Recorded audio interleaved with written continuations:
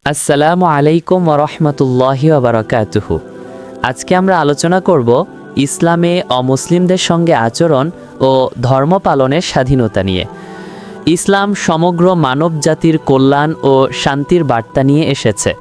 কোরআন ও সুন্নাহ হতে মুসলমানদের শুধু নিজেদের মধ্যে নয়, বরং অমুসলিমদের সঙ্গেও ন্যায়, সদাচার ও মানবিক আচরণ করার নির্দেশ দেওয়া হয়েছে। ইসলাম ধর্ম পালনের স্বাধীনতা নিশ্চিত করেছে এবং এক্ষেত্রে কোনো জবরদস্তি নেই বলে ঘোষণা করেছে।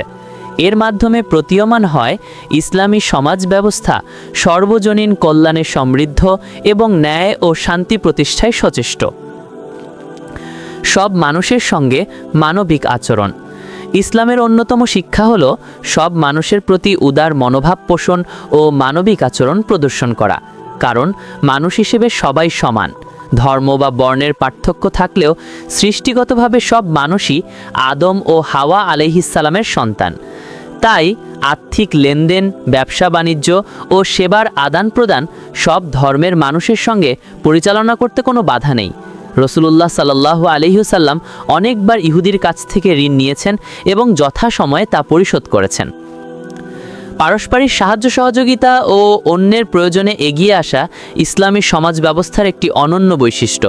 প্রতিবেশী যে ধর্মেরই হোক তার প্রতি সদয় আচরণ করা ও সহমর্মিতা প্রদর্শন করা ইসলামের নির্দেশ।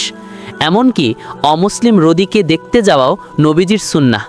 মানুষ হিসেবে মানবিক আচরণে ধর্ম কেন বাধা নয়? কারণ মহান আল্লাহ সব মানুষকে সম্মানিত করেছেন। তিনি বলেন, আমি আদম সন্তানকে মর্যাদা দান করেছি।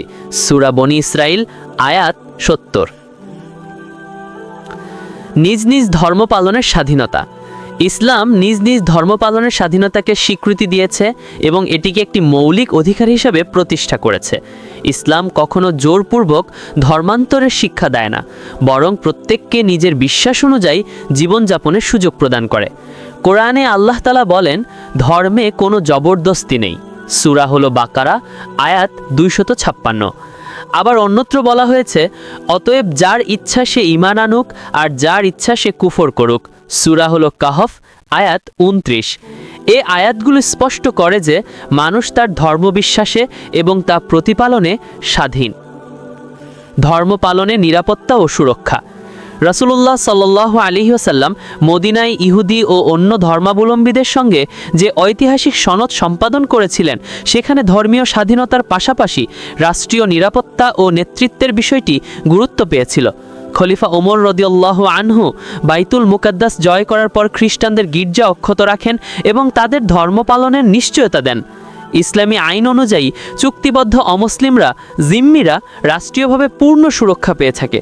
হাদিসে এসেছে, যে ব্যক্তি চুক্তিবদ্ধ সম্প্রদায়ের কোনো ব্যক্তির উপর জুলুম করবে বা তার প্রাপ্য কম দিবে কিংবা তাকে তার সামর্থ্যের বাইরে কিছু করতে বাধ্য করবে অথবা তার সন্তুষ্টিমূলক সম্মতি ছাড়াই তার কাছ থেকে কিছু গ্রহণ করবে, কিয়ামতের দিন আমি তার বিপক্ষে বাদী হব। হাদিস আবু দাউদ ৩০৫২।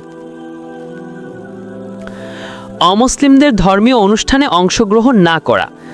ইসলাম একদিকে অমুসলিমদের ধর্ম পালনের পূর্ণ স্বাধীনতা দিয়েছে, অন্যদিকে মুসলমানদের নিজেদের ঈমান ও দ্বীনের অক্ষুণ্ণতা বজায় রাখার নির্দেশ দিয়েছে। ফলে অমুসলিমরা নিজেদের উৎসব ও আচার অনুষ্ঠান পালন করতে পারলেও মুসলমানরা তাতে অংশগ্রহণ করতে পারে না, কারণ এতে দ্বীনের সাথে আপোষ ঘটে। ধর্ম পালনের ক্ষেত্রে ইসলামে আপোষের কোনো সুযোগ নেই। এ প্রসঙ্গে আল্লাহ বলেন, তোমাদের দিন তোমাদের, আমার দিন আমার। সূরা হলো কাফিরুন আয়াত নম্বর ৬।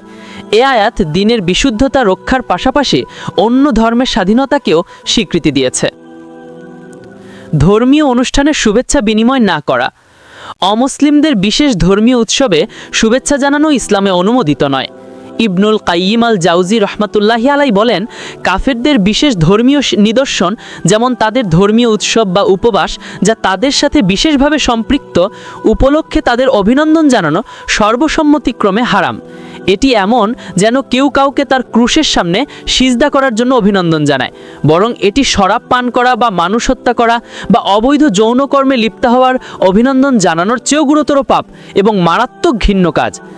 অতএব যে কেউ কোনো বান্দাকে কোনো গুনাহ, বিদ্দাত বা কুফুরের কাজে অভিনন্দন জানায়, সে আসলে আল্লাহর রোষ ও ঘৃণা ডেকে আনে।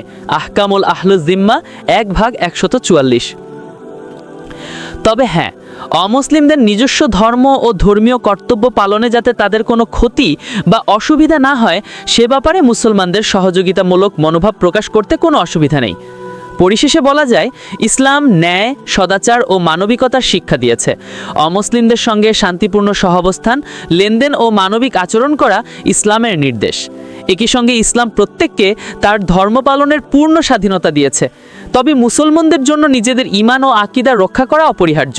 তাই অমুসলিমদের ধর্মীয় অনুষ্ঠানে অংশগ্রহণ বা শুভেচ্ছা বিনিময় থেকে বিরত থাকতে বলা হয়েছে। সর্বোপরি বলা যায়, ইসলাম মানবাধিকার রক্ষায় সর্বজনীন এবং ন্যায় ও শান্তি প্রতিষ্ঠায় অগ্রণী।